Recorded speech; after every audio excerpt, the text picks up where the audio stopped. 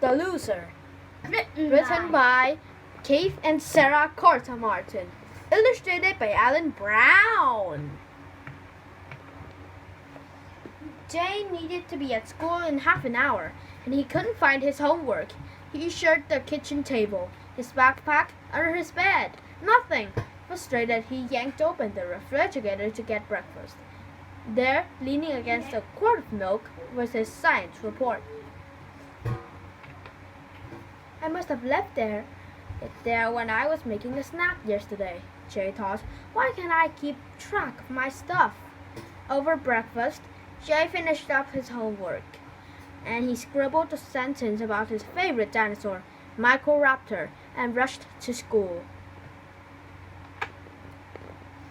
After school, Jay stood at his front of the door and patted his pockets. Where are my keys? He wondered. He carefully searched his backpack. They weren't there. What now? Jay thought. His parents wouldn't be home for another hour. Just then, Ron, the man who lived next door, walked past and nodded to Jay.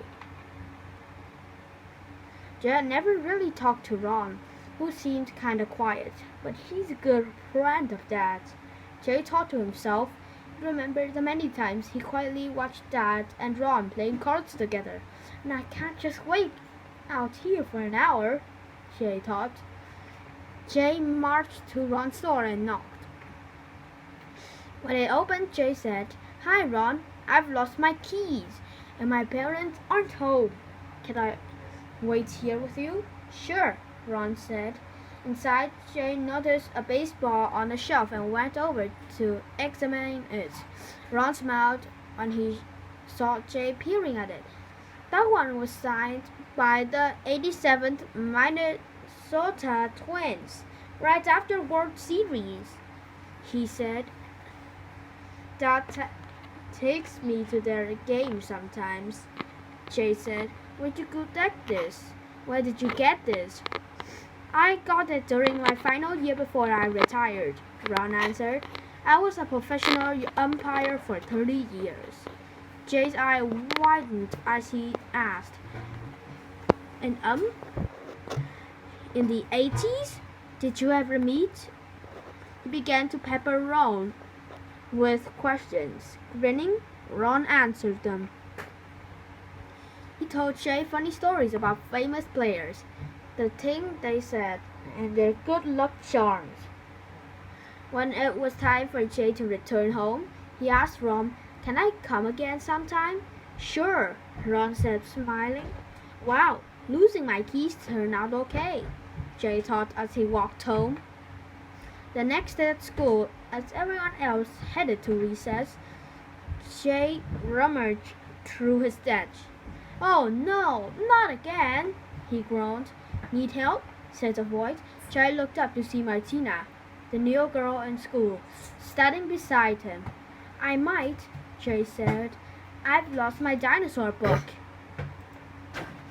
"Sorry, I haven't seen it," said Martina. "I have a really good one here. Though, if you want to borrow mine." She pulled out an illustrated Dino Encyclopedia. "That's the same one I use," Jay exclaimed. "Are you into dinosaurs too?" "Yeah," said Martina, smiling. "That was my birthday present this year. What's your favorite dinosaur?" "Have you heard of the Microraptor?" asked Jay. "They're tiny, but speedy." Chattering together, they went outside to recess. "Do you want to hang out at the park after school?" "Do you want..." Jay asked her. Martina agreed. After school, they spent several hours at the park talking about dinosaurs and tossing Jay's favorite baseball around. Martina is pretty cool, Jay thought as he went home, and it's pretty cool that she liked the same book that I lost. The next morning was Saturday, and Jay wanted to do some throwing drills. When he looked for his baseball, he had a familiar sinking feeling. He couldn't find it. "Can we go to the park to look for my baseball?" Jay asked his mom. At the park, they heard a rustling sound coming from behind a bush. Curious, Jay peered over it and a thin-looking puppy without a collar or tags. The stray puppy was chewing hungrily on something round. Jay looked closer. It was his baseball. Mom, look! Jay said, picking up the puppy very gently. Doesn't he look like he need a home? His mother smiled, watching them. Yes,